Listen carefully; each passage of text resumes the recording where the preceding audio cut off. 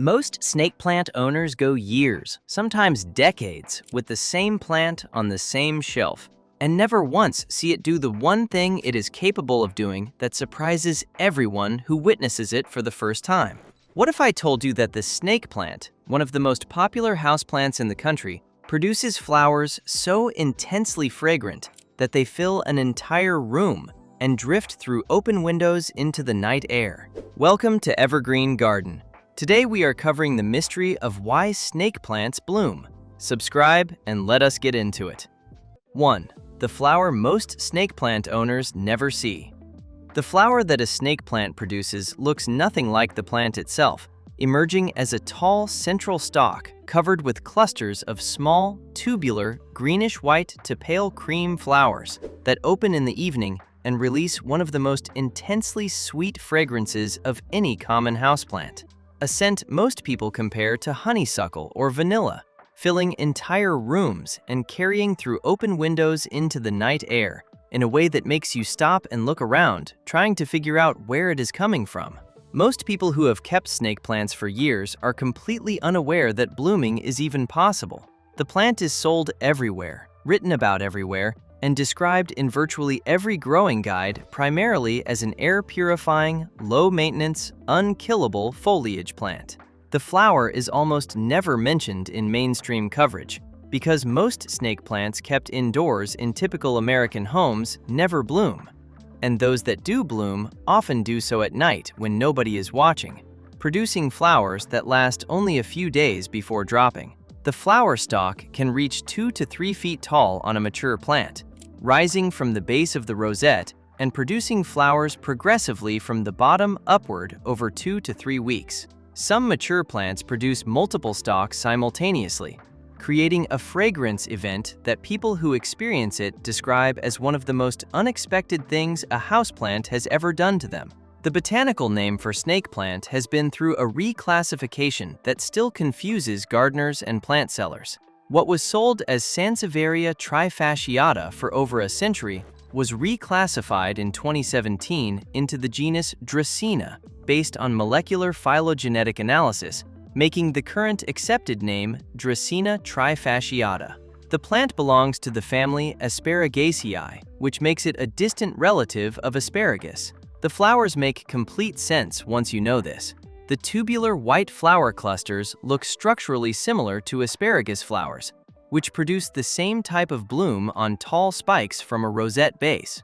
If the flowers are pollinated by moths or by a gardener with a small paintbrush, small orange-red berry-like fruit develops on the stalk after the flowers drop, each containing 1 to 3 viable seeds. Plant snake plants indoors in virtually any light condition, or outdoors in USDA plant hardiness zones 9 through 12, where they grow as permanent outdoor specimens. In the warmer portions of this range, outdoor plants experience the temperature variation, seasonal dry periods, and root restriction in rocky soil that trigger blooming far more reliably than a plant sitting in the same pot on a north-facing windowsill, which is one reason gardeners in the deep south and southwest encounter snake plant flowers far more often than houseplant growers in the northern United States who may never see one. 2. Why most indoor snake plants never bloom.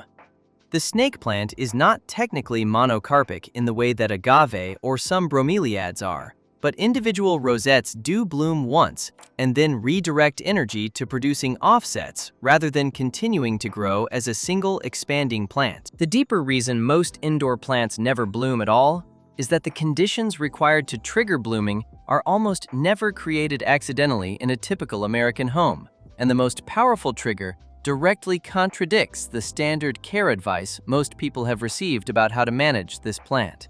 Snake plants in their native habitat across West Africa, from Nigeria and Cameroon to the Congo Basin, experience conditions that are fundamentally different from the stable room temperature, regular watering, and moderate indirect light of an American living room. In the wild, these plants grow on rocky hillsides and forest edges that experience distinct wet and dry seasons, periodic drought lasting months at a time, intense direct sun, dramatic temperature swings between day and night, and soil conditions that range from sandy and fast draining to laterite clay that dries to concrete hardness between rain events. In these conditions, a plant that has been growing in the same rocky crevice for years without successfully reproducing gets environmental signals that function essentially as a deadline.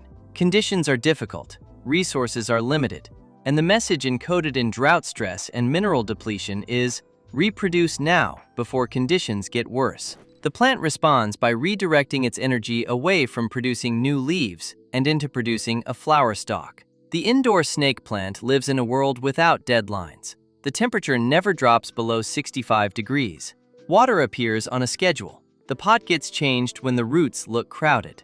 Nothing about this environment signals urgency. The plant has no particular reason to stop growing leaves and invest in a flower. It can wait indefinitely, and so it does, year after year, producing occasional new leaves and never once accumulating the kind of stress that shifts its strategy from growth to reproduction. This is not a failure on the owner's part.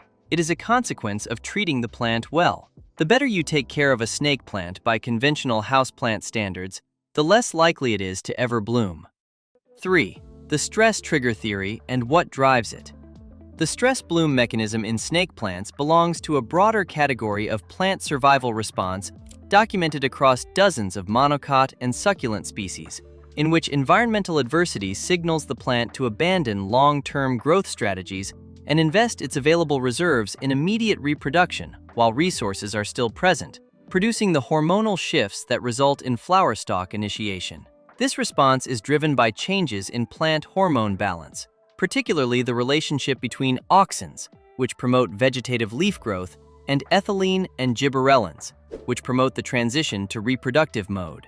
In stable, favorable conditions, auxin production is dominant, and the plant allocates energy to new leaves. When conditions deteriorate, drought stress triggers ethylene accumulation. Root restriction changes the hormonal signals traveling from root tips to the growing point of the shoot, and temperature fluctuation alters gibberellin levels in ways that together shift the balance toward flowering. The plant is not suffering in any experiential sense. It is executing a programmed response that its ancestors evolved over millions of years in environments where stress conditions accurately predicted future resource limitations. The same mechanism has been deliberately exploited in commercial agriculture for decades. Pineapple growers expose entire plantations to ethylene gas, or smudge pot smoke, to trigger synchronized mass flowering on a commercial schedule. Mango orchards in India use deliberate winter drought to produce heavy spring flowering. Christmas cactus growers use darkness and cool nights to trigger holiday blooming. The snake plant operates on the same fundamental biology. It cannot distinguish between genuine environmental stress and a gardener who has intentionally left it in a small pot without water through an entire winter. What it detects is the chemical signal profile that those conditions produce, and it responds with the behavior those signals call for. This changes how you think about the whole situation. The blooming is not mysterious and unpredictable. It is predictable once you understand what the plant is waiting for. 4. Root-bound conditions, the most reliable trigger. Root binding is the single most consistently reported trigger for snake plant blooming among experienced growers, and the mechanism involves the specific way that root restriction changes the hormonal chemistry of the plant in ways that closely mimic the nutrient and water stress signals of natural drought conditions in the rocky, shallow soils of the plant's native West African habitat. When a snake plant fills its pot completely, roots begin circling the bottom of the container, stacking in dense layers, and eventually pushing through drainage holes in a visible sign that the standard gardening industry has universally interpreted as a prompt to move up to a larger container. The advice to repot when roots emerge from drainage holes is correct for most plants. For snake plants, it is the opposite of helpful, if the goal is ever to see a bloom. What the roots are experiencing in a fully packed pot is exactly the kind of physical restriction and mineral depletion that triggers the stress bloom cascade. The roots send signals back to the shoot apex, indicating that soil volume is exhausted and nutrient availability is in decline. The plant reads this as a cue that its current situation is approaching maximum carrying capacity, and that the window for reproductive success may be narrowing. Growers who have documented blooming snake plants consistently report one shared characteristic. the plant had been in the same pot for an unusually long time without repotting.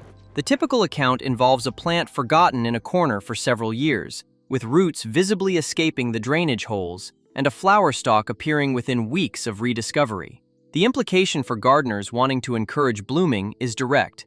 Stop repotting. Leave the plant in its current container.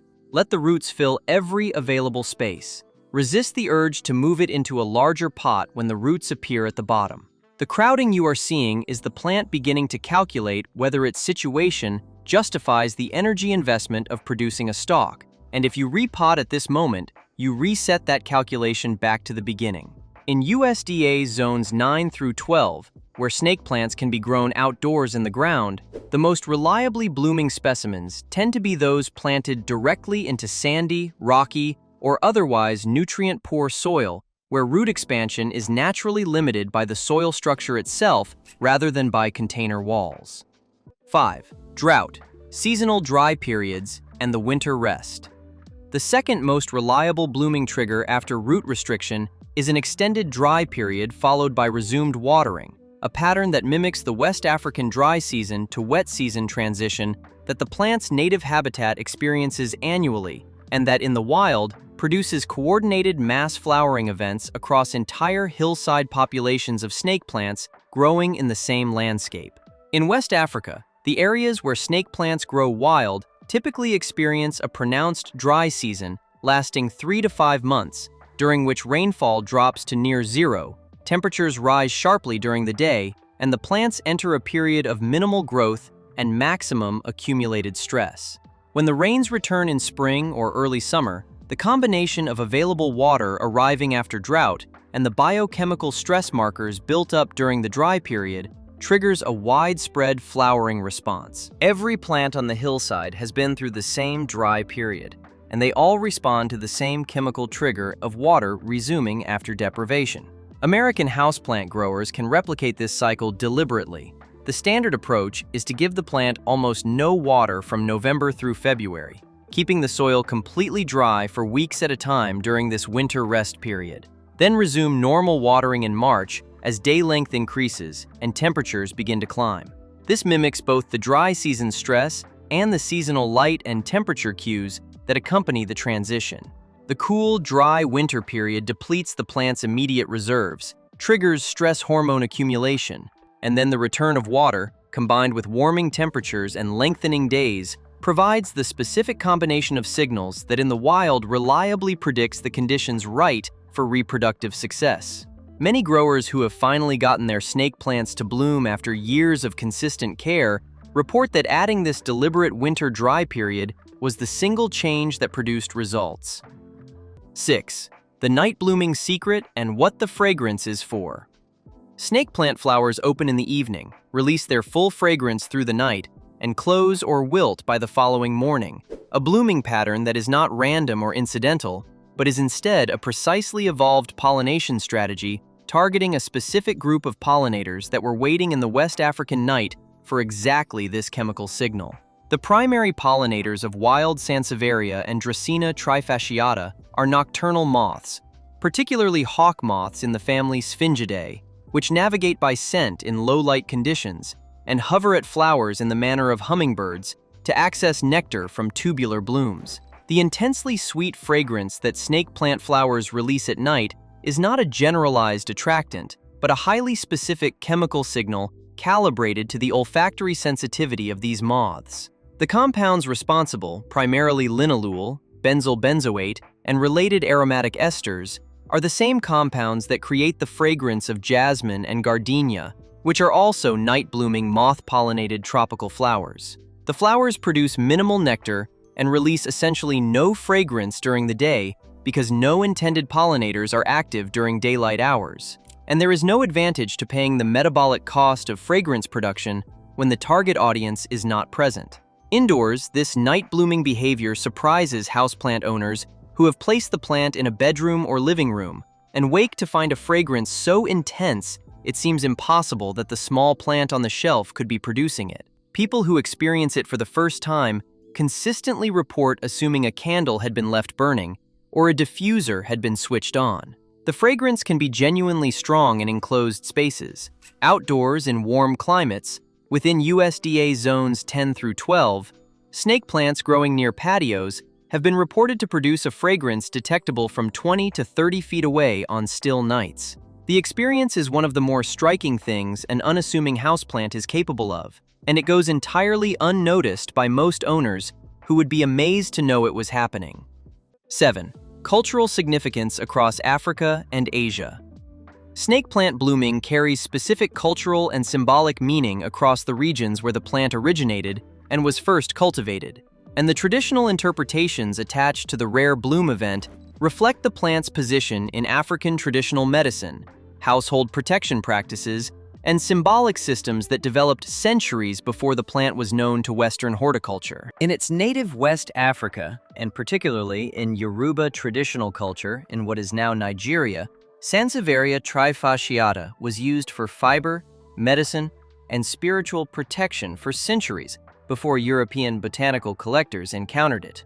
The plant was grown around homes as a protective boundary plant, used in traditional medicine for skin conditions and as a topical treatment for ear and throat complaints, and individual rosettes were associated with specific protective spiritual functions in Yoruba religious tradition.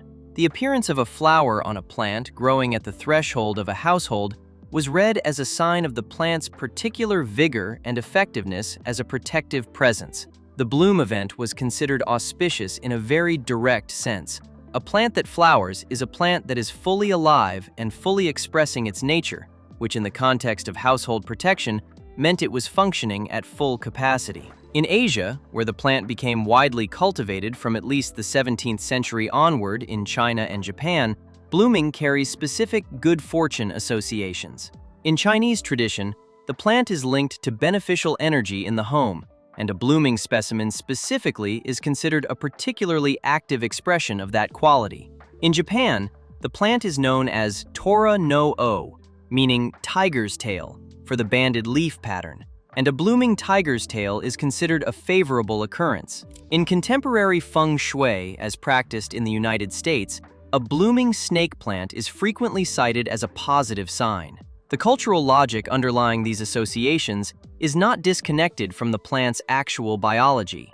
A snake plant that blooms has been in one place long enough to become root-bound, which means it has been in that home for years, which is itself evidence of stability and continuity in the household. 8. What happens after the bloom?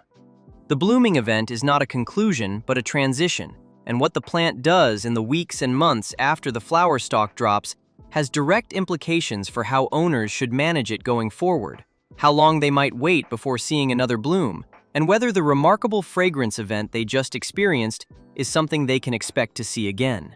If the flowers are pollinated, which requires a nocturnal moth outdoors, or a deliberate gardener indoors transferring pollen between open flowers with a small brush, rounded orange-red fruit develop on the stalk over the following months, each containing 1 to 3 seeds. These seeds can be germinated in warm, moist conditions on well-draining soil mix, though seedling snake plants grow slowly and require several years to reach mature blooming size. Most indoor plants produce flowers that never encounter a pollinator and drop without forming fruit, which is the more common outcome. Whether fruit forms or not, the flower stalk yellows and dries after the blooming period and can be cut at the base cleanly once it has fully finished. The rosette that produced the bloom typically reduces its own leaf production in the period following flowering, putting energy instead into producing offsets from the base. These offsets are genetically identical pups that emerge at soil level and can be separated and potted individually once they are several inches tall. The parent rosette continues living, but may take 3 to 5 years to accumulate enough stress conditions again to produce another bloom. Growers who have seen multiple bloom events on the same plant consistently report that maintaining the root-bound, low-water winter conditions between cycles appeared to shorten the time between blooms, while repotting or improving the care conditions significantly after the first bloom reset the clock and led to longer waits for the next event. 9. Does blooming mean your plant is dying? The belief that a blooming snake plant is about to die is one of the most persistent myths in all of houseplant growing, repeated on forums and social media with the certainty that sends new plant owners into genuine alarm when a flower stalk first appears. And like most durable myths, it has a specific origin story that explains both why it developed and why it is wrong in the way that actually matters. The confusion originates from a genuine botanical fact about a different type of plant that was incorrectly applied to snake plants through loose association.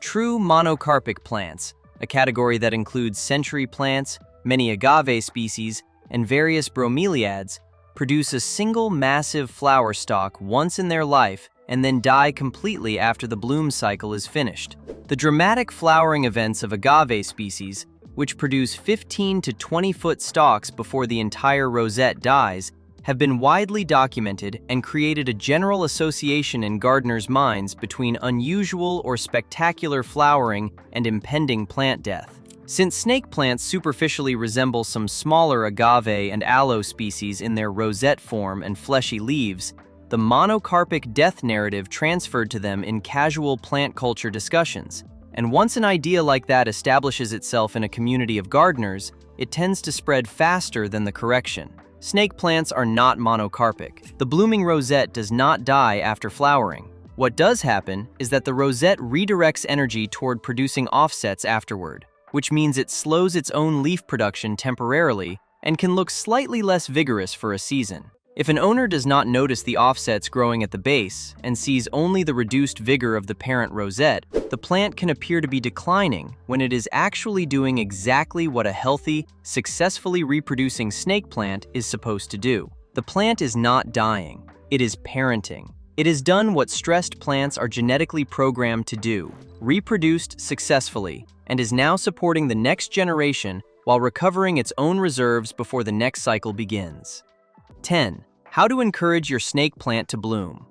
Translating what is understood about snake plant blooming into a practical strategy for gardeners who want to actually witness the flower requires assembling the 4 key conditions into a deliberate care approach, applied with the patience that the plant's slow stress accumulation genuinely demands. The first condition is root restriction. Stop repotting.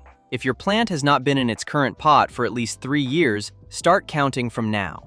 The container should be just barely large enough to hold the current root ball, not generously sized with room to expand. When roots appear at drainage holes, do not reach for a larger pot. Note it as a positive development. The second condition is a winter dry period. From November through February, water no more than once per month, or skip watering entirely for weeks at a stretch if the plant is in a cool location. The soil should be completely dry for extended periods during this rest phase. When you resume normal watering in March, do so gradually rather than flooding the pot all at once. The third condition is light. Move the plant to the brightest available location, a south or west-facing window with several hours of direct or near-direct sun per day. Outdoor placement in a sheltered spot during summer in Zone 7 and above helps significantly, as long as you move it outside gradually over 2 weeks to prevent leaf scorch from the sudden intensity change. The fourth condition is temperature variation.